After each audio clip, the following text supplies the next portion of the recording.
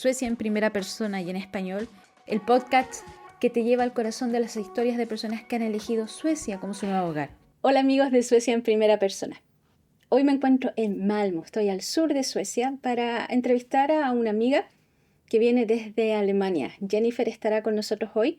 Vamos a grabar en inglés la entrevista nuevamente porque es el idioma que tenemos en común y quizás ella quiere intentar hablar un poquito en español porque ha estudiado español también, así que habla un poquito de español. Así que nuevamente darle las gracias por todo su apoyo, por los mensajes que nos dejan, los comentarios y suscribirse al canal de YouTube para seguir creciendo en esta comunidad. Jennifer, gracias Hola. por estar acá. Hola. Gracias, hola. Bien. Welcome to my podcast, Suecia en primera persona. I'm so happy you are here with me. Thank you for give us this little space and holiday time and vacation in the summer. We had the opportunity to visit Malmö again. This is so nice city. Yeah. And with this, we can start. When did you decide to move to Sweden? And why did you make that decision? Oh, yeah. Also, I moved to Sweden about 15 years ago. So in October, it's 15 years that I live in Sweden. And the reason why I moved to Sweden was because of my now husband. He's from Sweden. And I met him in Germany while I was working there. It was a total accident that I met him. And at some point, it was just clear that, yeah, I'm going to move to Sweden and try. So for love, you could say. That's how I ended up here. But you choose Malmö because him too? First, we lived in Småland in a little city, but I would say 6, 7, or maybe 8 years ago, we made a decision to move to Malmö because I felt like I want to live in a bigger city, a more multicultural, and so we were in between. There are not so many big cities in Sweden. You have Stockholm, Gothenburg, or Malmö, but we made a decision to move to Malmö because his family is here, his childhood friends. So it was just like, okay, let's do that. So and it was a very good decision. I really like Malmö a lot. Yeah, you like here? Mm-hmm. Yeah. I saw just a little more. I visit once before, but just the typical tourist stuff. Yeah. And it's like really nice city. It's not the biggest city. It's like you can do a lot. Everything is in reach. And of course, for me, the big plus was the ocean. You can go swimming in the morning all year round if you dare. And then you can go to work. Or like during work when you have your lunch, you just jump into the water. Yeah. And then you continue working like I do right now. I'm still working even though it's summer holiday season. I take a quick break and go into swimming. But no, it's a beautiful city. It was a good decision. Where did you live before in Germany? Yeah. I before I moved to Sweden, I lived for 10 years in Cologne. Oh, beautiful city. It's I spent my 20s there. Wow. Worked, had like really good time there. I'm originally from the very south of Germany, from a village, you could say.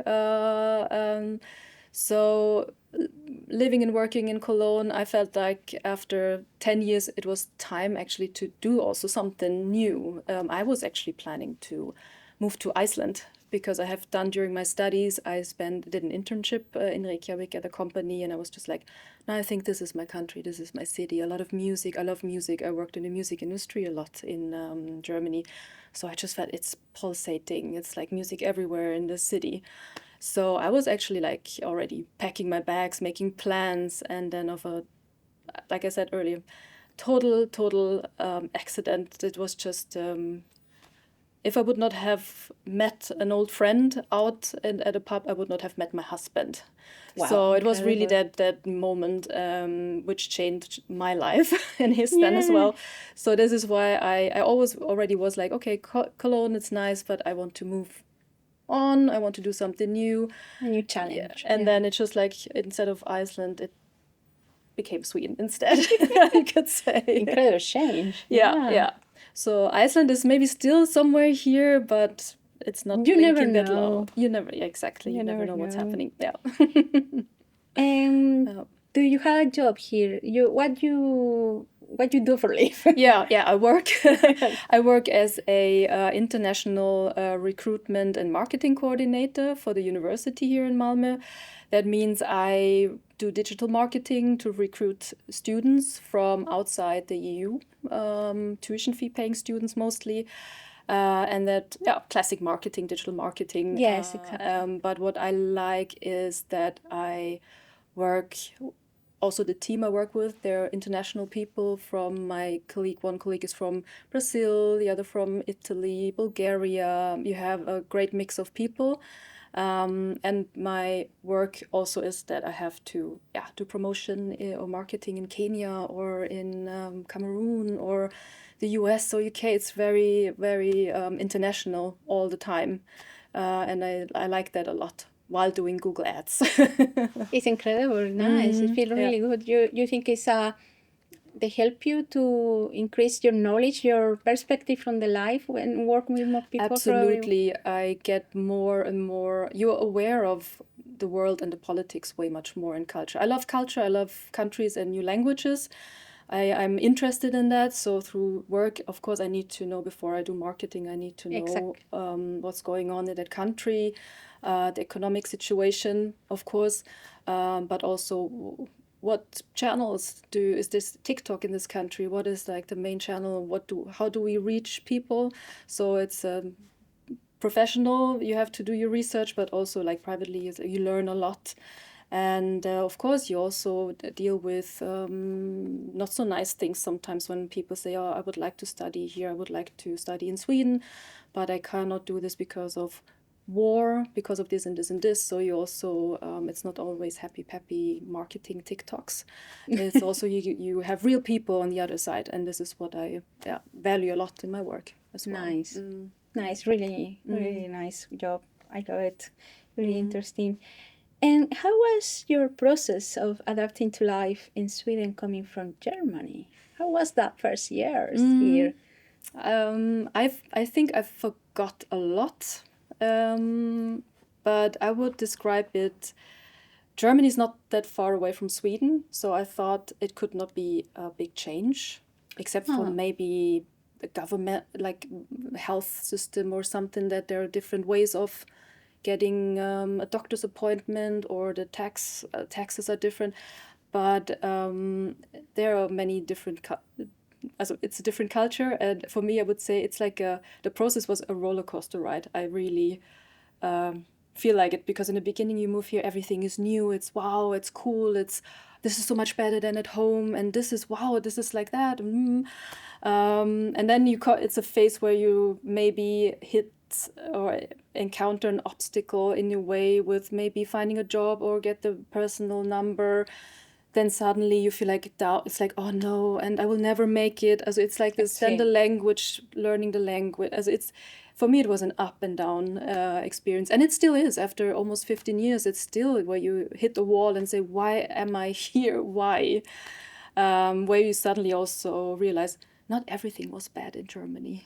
Because I was really, I would like to try a different country, because I think this and this and this is not, I don't think this is working fine in my country. But then you experience it in another country and suddenly you realize it was not such a different, or like it was okay in Germany. So it's a roller coaster in many ways. And when I talk to colleagues or friends who have the same background as I am, they're in different stages. Some people just moved here, some people have lived here for 5 years. They describe similar experience, that it's like an up and down, and it's similar at what, like after 1 year you feel like this, you feel like you cannot take the next step, then the next step happens, and then you're on a high. So it's I'm not alone, so yeah, we feel it's the same. Doesn't matter the language, it's the same for everybody. It's incredible, strong, the feeling that you're never going to get it, or finally you get it. It's like, wow, I love this country. The next winter I hate this country. Yeah, the weather is the weather is a huge topic here in Sweden. See, and it's a topic for you, because I know Germany is close. Yeah, you take a ferry and you arrive to Germany from here, but it's so different, the weather. The experience of the weather? Absolutely. When I lived in Cologne, it was always like it was not really winter, it was summer, but it was like just right. I never talked about the weather much in Cologne. Living where I come from, in the very south of Germany, we had strong winters, but beautiful summers. So you had 4 seasons. But I feel here in Sweden you have 8-9 months of dark gray weather with rain and a pinch of sunshine. Okay. And then And you live in the south. I live in the south, exactly. It should be better, but yeah. But when the sun is out, it's beautiful. Yeah. And what cultural difference did you notice when you arrived, and what did you embrace or deal with them? Yeah. How was? What do you remember? Because it was a long time. Yeah, absolutely. I remember, and this maybe still is very up to date, is that coming fresh from Cologne, where it's a very open society, people talk to you on the streets. I remember when my now husband visited me back then, and we went to a supermarket, and I talked with the cashier, blah, blah, blah, blah, and he was like, "Do you know her?" And I was like, "No." "So why do you talk with this person?" We don't, like, he was shocked that I talk to people Like a small talk. Yeah. Which is nice for everyday life, if it's like when you have a little chat, or if you you get your bike repaired and you just da da da da. And he was like, "Why do you talk?" I mean, he didn't get it. And then when I moved here, I understood, because the space. they're really reserved, not so talkative, even though everybody talks perfectly English. And this was a hard stop for me. Of course, I was not in the beginning not able to communicate in Swedish with them. That was definitely a problem. Step by step, I remember after half a year, I went to SFI school, also Swedish for invandrare, immigrants. Really fought my way through and tried to learn really quickly. And I remember after half the year, I was waiting for the bus, and an older lady said something to me, and I understood what she wanted to ask something about when the bus is coming. And I, with broken Swedish, could say something that I don't know. Maybe the bus comes in 10 minutes. And she realized that I'm not Swedish. But she suddenly had a smile on her face. And then we continued chatting. This was my first, like, a person on the street, I don't know, talking to me. So I guess the language is somehow the key. Yes. To Swedish but finally, society. did you learn Swedish? Absolutely, yeah. Also, mainly then also when I got my first jobs, little things I could do, where people were very patient with me, I have to say, where they gave me the space to say things wrong. But I learned very quickly then. And my husband is still correcting me, but he was also very like, you have to say it like this, you have to say it like that. So he helped me a lot. So big thank you to him. Yeah. But finally you speak. Yeah. How much time take you speak like a normal Swedish? Normal Swedish. Like not fluent, but yeah, like, can manage. I always I don't know if I read about that, but I mean, when I speak Swedish, I'm 100% Jennifer. When I speak English, I'm 90% myself. When I speak Swedish, I would say maybe 80% myself. So you lose bits and pieces of your individual, or like of yourself. It's a bit, because you cannot really express yourself 100% like you can do it in your mother tongue. But I remember, I would say after 1.5 years, I could finally crack a joke in a conversation, and people were like looking at me and laughing, and I was like, that, because I like to do that, to make little sometimes when people talk, and I could do that in Swedish. So that was a big step. So I think that was like, I could be funny. I can be funny in Swedish. Yes. So that was like, I would say 1.5 years, but it was a lot of blood, sweat, and tears. I would say it was very intense. Lovely metaphor you say about this. In my mother tongue, I 100% me. Yeah. And English. Yeah, 80%. Swiss, my case, 20. Yeah, I have increased with the time. Yeah. But you know other language too. I know you because you take a Spanish lesson with me. Yes. It was really nice. You are a very good student. I was so happy. Where comes that interest in Spanish? Or the motivation for learning Spanish? Yeah. Uh, I think in the beginning it is because Spanish is spoken in so many countries, and especially I never was really interested in South America. I love traveling, so I never was like really interested in South America. But then at SFI-skolan, I met a girl from Mexico, and we became good friends. Oh, that's incredible. So we also went with them to Mexico, and I realized I can't.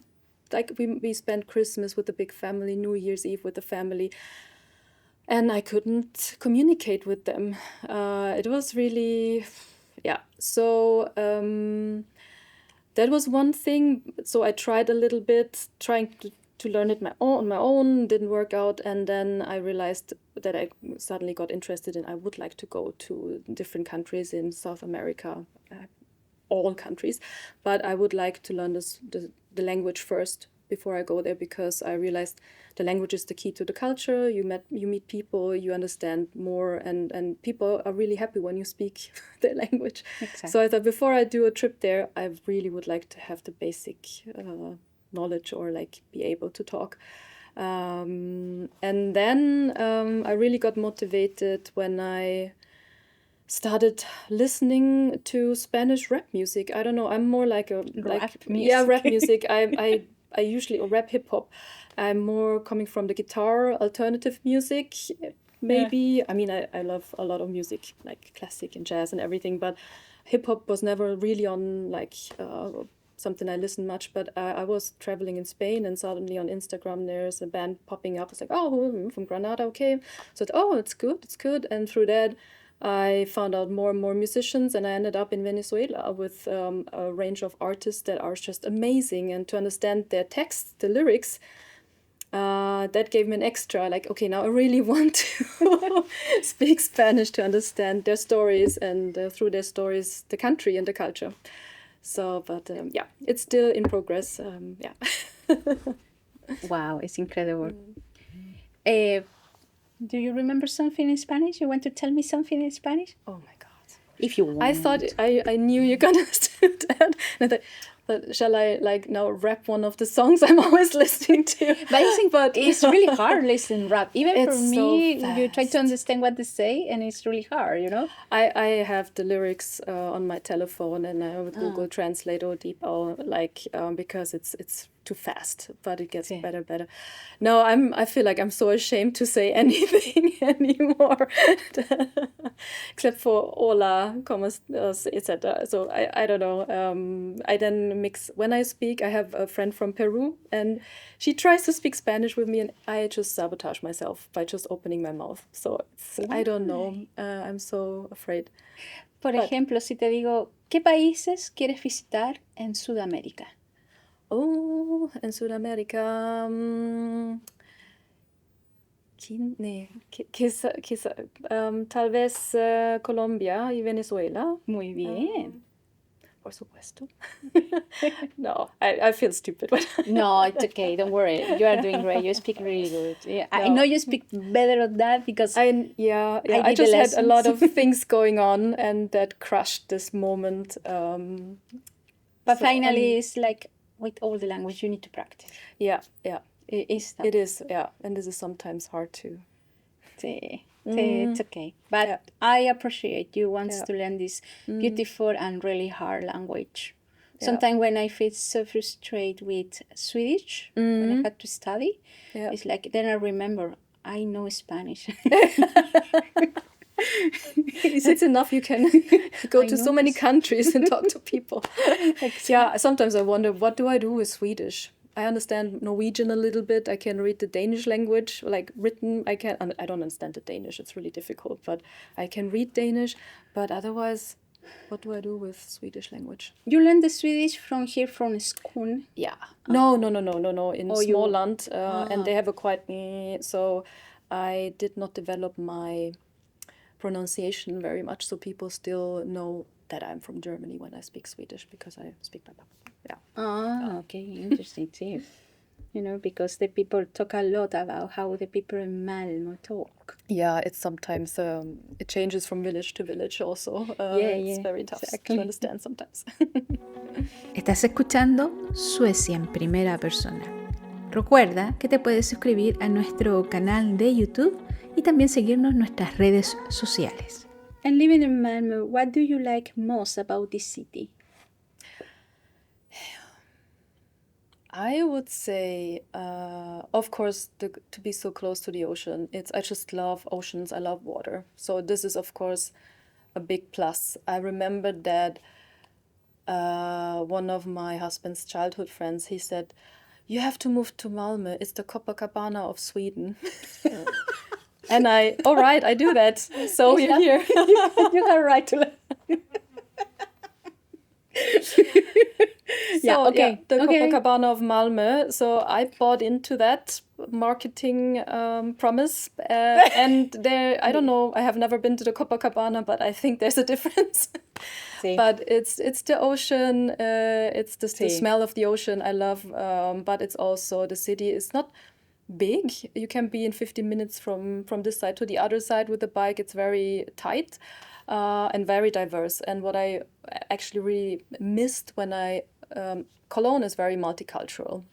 Then I moved to a little city here in Småland and was very it was not so diverse and multicultural. So when I went to visit my husband's his parents here and family, it was like, oh my God, this reminds me so of Cologne. It's so like diverse and multicultural. And this is also something that I like. It's so, you can have a fancy lunch in the city center and then you just go like 10 minutes up the road and you're at Möllevångstorget and you have like the market and it's like, and it's like, I don't know, I love this diversity you have throughout the city. Good marketing. Yes, yeah. Good marketing, I like. Yeah. Yeah, exactly that. I was thinking how you sell to the people, how you can convince somebody come to live to Malmö. Yeah. I mean, part of it is in my job because I need to tell prospective students why they should come here, except for like the education they can get here. So, but I lived it to come here, move here, and to appreciate the big parks, to appreciate everything is close. That the different areas, they're small, like the quarters, you have the old town, you have the newer shopping street, everything is close and it mixes well. So of course, I mean, Malmö is a lot in the media with the shootings and the bombings, Exactly. which is a problem. So it can, that you're aware of that. I think every big city has its problems. Big and small city. Big, exactly. But So, if you turn off the news, yeah, disappear the problem. I mean, it's not something affected you every day, no? yeah, no. Also, I mean, when I moved here, it was like, it's just in a certain area in the city, but now it can be everywhere. So you're quite aware where you are. Once it happens, we were sitting outside of a bar and 500-meter away, a hand grenade went off in the house. So you can be close to where things happen, and I think it's awful that also a lot of people, innocent people, get hurt or die. Okay. So this is something, you have moments where it's just like, oh no, another shooting. You get really numb, and that's not good. But me as a person, it's difficult to do something. Yeah, no, I know. Because that's the first thing you think, okay, what can I do? Something must be done. Yeah, exactly. Because if you, a student from a context, but I only see news, there are shootings in Malmö. Yeah, we do get these questions, and also anti-Semitism and racist questions. Yeah, we don't want to move here because of this and this and this. And yes, things are happening here, but you have the same problems or similar problems in other cities and countries as well. But yeah, here is Lagom. Lagom. My cousins, they live here 20 years and more. They grew out here and they say, we know they're a mess now with the guns in Sweden, but see the other countries. Look at the other countries, what happened. And it's like, you're right. Yeah. I think it's also the point of view. Where do you come from originally? If you come from a country where there's no criminality, then maybe Malmö can be dangerous or seen as dangerous. But so far, Personally, I've never experienced anything. You do the Knock on same. wood. Yeah, you have to do it. We do the same in Yes, Chile. Yeah. It's very Toca important to do the madre, 3 yeah. knocks. Oh, good to know. Yeah. Yeah, good. Well, let's go on with this. How has it been for you to build a new social and professional networks here? It was difficult to get friends, new people and everything when you come to Malmö. Yeah. Mostly I met the people that, the friends of my husband, of course, that you have the people and their plus ones, girlfriends, wives, or husbands and boyfriends. So these were my friends, and then people I met at the SFI school. And so somehow, these were the first people I met, and I would say 1 or 2 people really stuck with me. We don't, because we are not living in the same city anymore. But when we meet after 2-3 weeks, years, we actually, it's like, we just met yesterday. But it was difficult to do, to build a social network. I worked hard to get a job, get into. I wanted to work with culture and music again, so that was really hard to get my foot into the door. Also to make friends, it's very exhausting because you always have to be the one initiating, always asking. So the first 3-4 years, I definitely then had people where I knew I could go for a coffee or a beer, but it was me asking them, or there was a concert and you met them there. It was really rarely that they, and there I talk mostly about Swedish people, that they asked you, because I realized after so many years of trying to make friends with Swedish people, you are nice to have, but you're not a must, because they have their family, they have their friends from back then. It's not, but this is only my experience living in 2 different cities. I don't know if I would have moved to Stockholm, maybe the people are more open. I don't know, Gothenburg, I don't know. Yeah. But it's, but there's also a difference. I realized Swedish people have never lived or been traveling a lot of time outside of Sweden.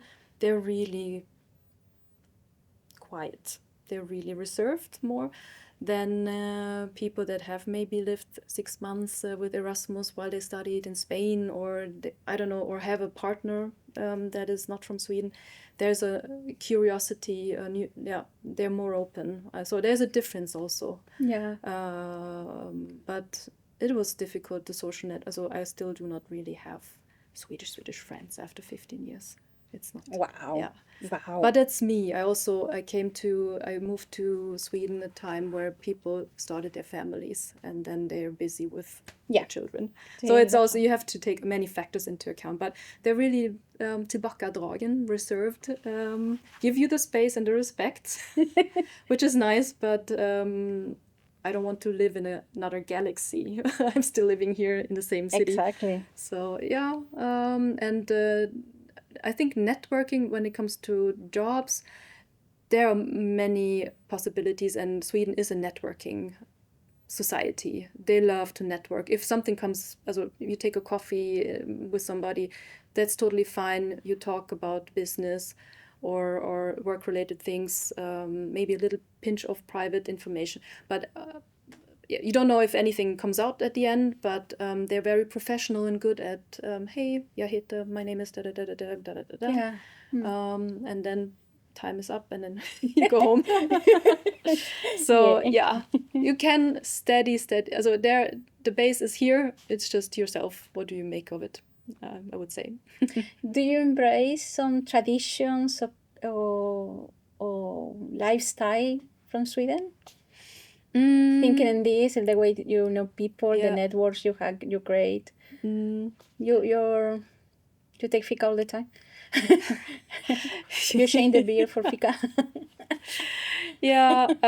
Fika. I didn't know about that tradition. And this is really something good.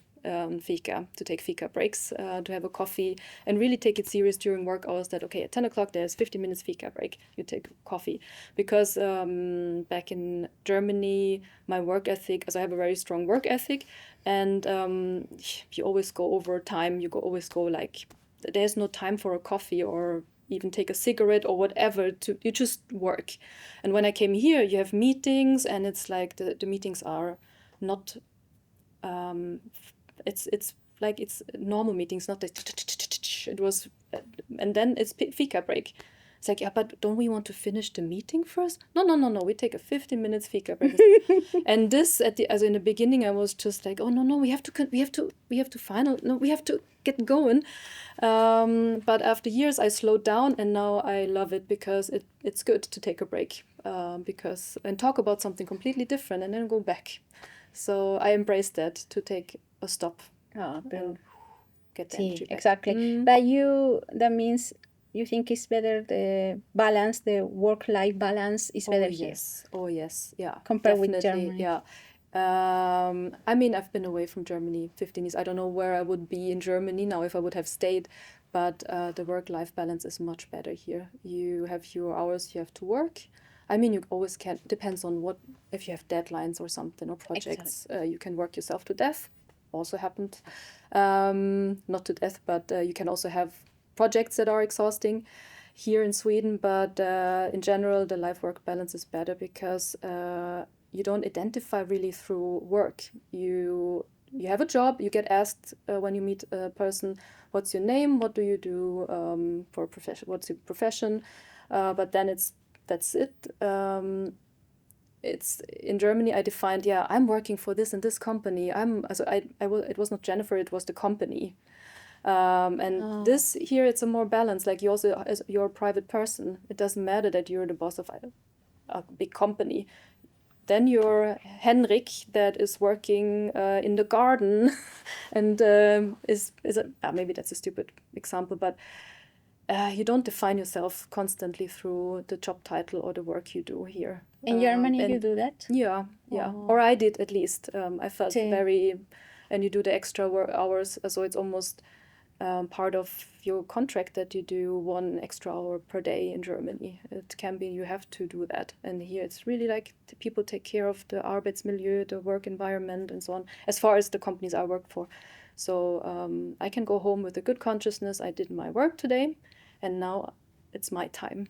So lovely. And also financially, I think I did bigger steps here than I could ever imagined in Germany, honestly. So that also gives a good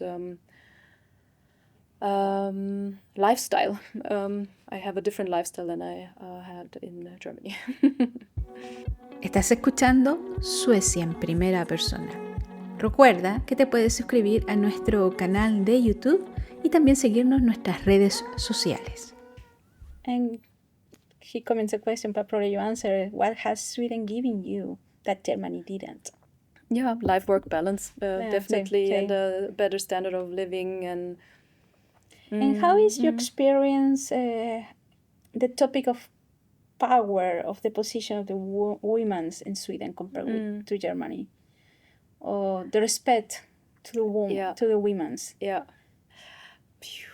That's a big topic, and as far as I remember from Germany, working in the music media industry as a woman, you always had a disadvantage, definitely, at some point, because I know some of my friends, they did not get higher positions because the bosses were like, she's probably getting pregnant soon, so she cannot do her work. Then they have to find replacement. I know women who got pregnant, they got then fired. Exactly. So it was not a good environment, but that was the media music business, which is really fast paced and money driven. Here I feel it's a topic. Sweden tries to be equal, that everybody's equal, has equal rights, possibilities, options. I feel like I've never seen so many female truck drivers, female construction workers. I feel women are everywhere. I never seen so many women in suits. I know that we still earn less money here than men. It's still a problem. But I feel it's more a topic also in the media, in all kinds of, in all layers of the society. It's a topic, with paternity leave, it's equal that also men take care of the child for several months, or have the options. So it's a big topic, and I feel like there are laws and policies that help that women can go in, have positions of power and make change. I think yes, then you can make a difference. Women with coming from outside Sweden, what are the opportunities? When I experienced the difference when I applied for jobs with my German last name, and the reason why I skipped my last name and took my husband's last name is because now with my last name, which is a Swedish last name, I felt like it's easier because people think I'm Swedish, so I have a better chance to get through to the first stage of a job interview. Oh my God. Yeah, so that is... it's like your voice is disappear, like as a person disappear for completely. Yeah, it's just like, they see this, and my German name is more like a Polish last name, so maybe that, yeah, I don't know. Yeah, it surprised me because sometimes I belong to a group of Latin women, Latin for Sweden, and somebody asked to change the last name for the husband last name, and like easy 30 women say, yeah, I changed last name, and it was the only way they called me for the interviews. Yes, exactly. Yeah. To me happened, my second last name means very Danish. Yeah. Yeah, and everybody believes it's Fredrik's, my Sambo last name. Yeah. And no, it's mine. No, and yeah. But why you have no? And then I just deleted it because I prefer they believe this is my last name. Call me for this, but I'm naive. Yeah, but yeah. Finally, you have to do that kind of change. And that is really contradiction between all this equality they want. Exactly. But finally, you have to play the game. Give me the last name. You don't have more option. Yeah. So it's something for him. Yeah, but yeah, I would say women have better opportunities here in Sweden than in Germany. I would say, yeah. Sometimes we believe only the Latin women or the women for continent like Africa or Latin America. We have this problem. No, and for me it's like wow. Like I'm just around the corner, kind of. Yeah, and a country we had the vision is feel superiority. You know, I completely understand, but I mean, there's still things that go faster, bureaucracy, but other things, the social things. Yeah. So I don't know if it's always but I feel it's, and I also, you get the feedbacks like when I am at a conference and then I speak Swedish with my German Brütning, then say, I thought you were Swedish. I'm like, no, because of your last name. I hear that a lot, so they're almost disappointed. Yeah. And you can look Swedish too. Yeah. Sorry, it's the physical stereotype. Yeah. I'm sorry, but I'm never going to look Swedish. Never. In Malmö, nobody really looks Swedish. This is what I love. Nobody cares here. I like that here. You can just, I don't know. Yeah. It's also the city where the first time when we moved here and we walked around, Klaus and I was like, people actually look into your face, in your eyes, and they smile. I've never experienced that in Sweden before. It was a completely different vibe here. So. Any funny or curious story you experienced as foreigner here, living in Sweden? I was thinking about this question when you sent me the questions. I was sitting down with my husband, like, come on, there must be something. Either I don't remember it, but I don't have like a funny story, but I do think that many times I said something wrong in Swedish, but people were too polite to correct me, and I still got the right thing because they maybe knew what I said, what I wanted. So I guess I know there are many language issues or problems with the language that I just pronounced something wrong, but the people never gave me a hard time. So yeah. You had too much difference cultural with your husband in the beginning or until now? It's still the communication with the different languages, I would say. in the beginning we talked English together. Yeah. So we are on equal terms. Then my Swedish got better, so I tried to. Then it was He only talks Swedish most of the time with me, so it felt so. English is here. Then you go into Swedish, so I'm here and he's here. So you always. Then I mix it with English to. It's a constant. You have to be clear in how to communicate. You can get lost in translation. Minor. You maybe say I sometimes also I mix 3 languages at the same time, because at work it's mostly Swedish mixed with English. Then I text with my friends in Germany, so it's 3 languages that are every day in my brain. So of course I use all 3 languages in one sentence, and he doesn't understand anything, and then can get really fast. So what the hell? What? So communication is a big issue. It's the language. Still now. Yeah. Because after work you're tired. We were both tired, and then you say something, and it was meant in a completely different way, but you were too tired to pronounce. I don't know. It's still, I think, that. I think he learned a lot in the sense of being more social. He became a social butterfly. He was not that before, so he opened up, and I think he's became more talkative and open. The family I got here, as his family, they're awesome. So I'm really lucky when it comes to that. Bra. And they're very open. They're not so traditional Swedish. Maybe they're quite modern, and no, I feel really happy with them. But the language is still this. But did he learn something of German? Yeah, he had German in school, and when we were visiting family in Germany, he speaks a lot of German, actually. And when sometimes we stay 2 weeks in Germany, and then he experiences the same brain fatigue as I do.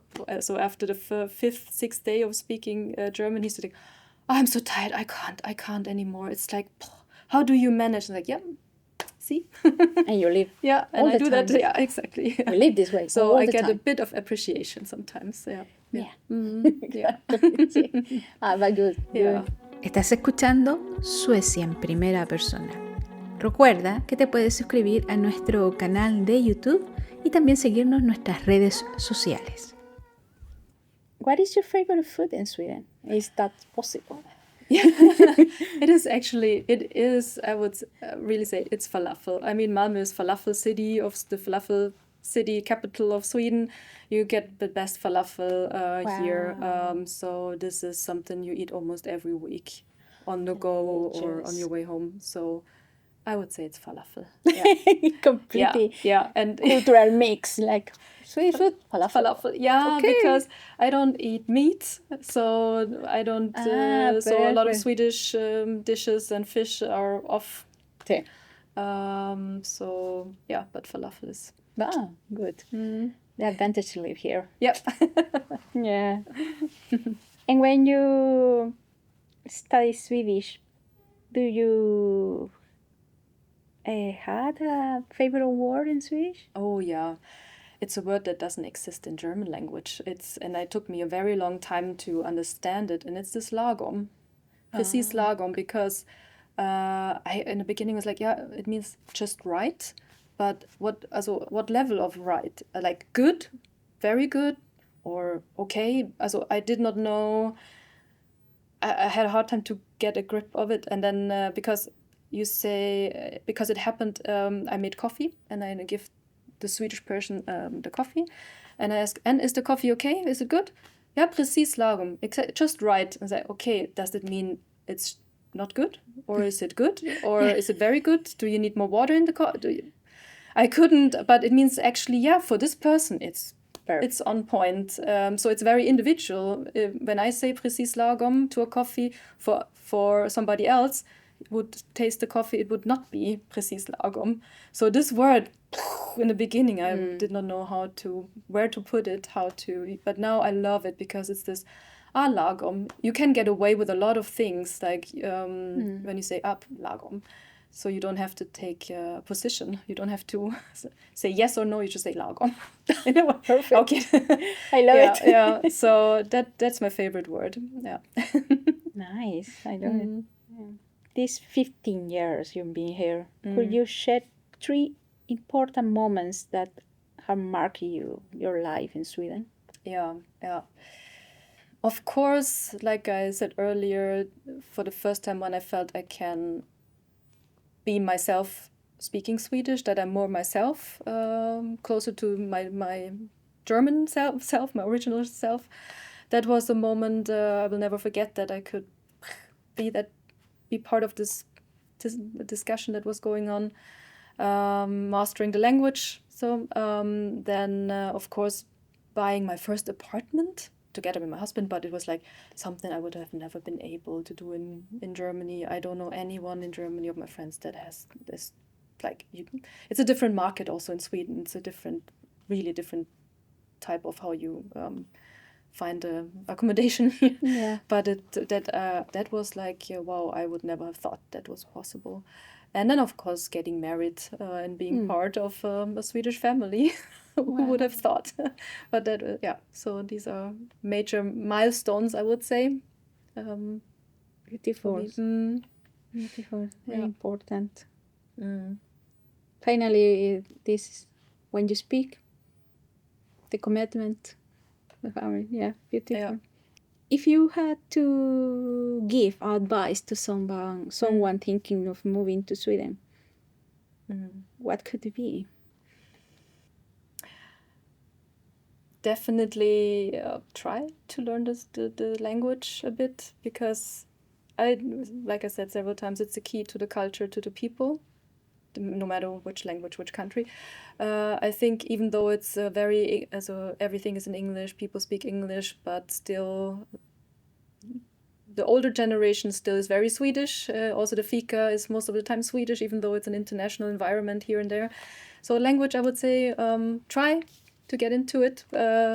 Then don't expect to make friends on the first day. Yeah. Don't take it personal. Maybe try to find international communities with the same experience, because that always helps when you move to a new country, when you find people who went through the same process. That helped me to just exchange.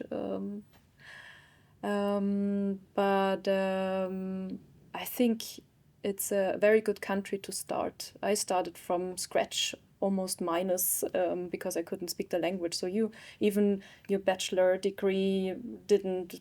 I went to the employment, to the job center when I was looking for a job, and this guy said, your Bachelor of Arts is nothing. You have to do a Swedish Bachelor of Arts. You can't find a job. So he was so.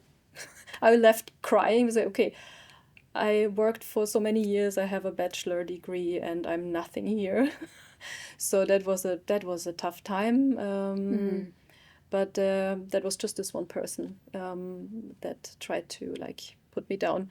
But no, you can make it. I think there's a lot with the welfare system, everything. I think there's a lot of good basic things that are in place that, if you're really willing to, you can make it here in Sweden, I think. So wow,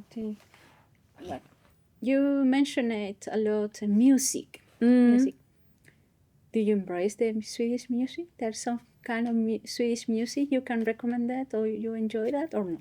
Yeah, I was always a big fan of the Swedish music scene, because it's there's so many artists and talented singer and songwriters here. I mean, I don't know how many songs from Britney Spears and the Backstreet Boys and now from the bands today are written by Swedish composers. Exactly. So I always had a big respect, and you can see people get free education, music education in school, and have the Kulturskola, and so now I understand why they're so good.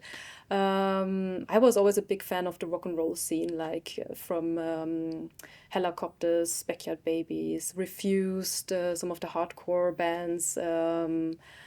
Not so much pop music, and that's not my stuff, but more the rock and roll bands. I'm a big fan, always was. So of course it was great when I moved to Sweden that in Germany, those bands play big venues, and here they play small venues, and you're so close to the artists. I could have never imagined that. Yeah. So, that is the recommendation. Good to know. yeah. You get closer to your favorite artist. Yeah. Yeah. It's a way Sweden works. It's like everybody's just Lagom. Lagom, yeah. It's no big deal. Exactly. Yeah. Jennifer, it was incredible to talk with you. Really nice talk. Thank you for the invitation. Yeah. I really was waiting if you handle it in Spanish, but it's okay. I wanted to say next time, but who knows? Yeah, but no, thank you for your time and share your experience with us in my podcast. Yeah. I think it's going to help a lot of people. Sometimes we had this idea is we coming from Latin America or we coming from other countries. And when finally European Union had the same issues, everybody had the same kind of stuff we had to deal. Yeah. But thank you so much for your time. And if you want to leave a few words, the last word for the people is listen to us. Just if you move to Sweden, don't give up, stay strong, invest some energy in making friends. At some point, everybody comes around, and it's a nice country to live in, I have to say. Yeah, I'm stuck here for 15 years, and I probably was stuck for life here. Yeah. So the big plus, the ocean. It's good. Thank you. I'm going to say goodbye in Spanish to my public. Bueno, amigos, gracias por escucharnos hasta acá. Si llegaron hasta aquí, se los agradezco bastante. Espero sus comentarios de este episodio. Y por supuesto van a estar los subtítulos en español disponibles y en el idioma que necesiten, porque siempre arreglamos los subtítulos para ustedes. Así que muchas gracias y hasta la próxima será en un nuevo episodio de Suecia en primera persona. Suecia en primera persona y en español, el podcast que te lleva al corazón de las historias de personas que han elegido Suecia como su nuevo hogar.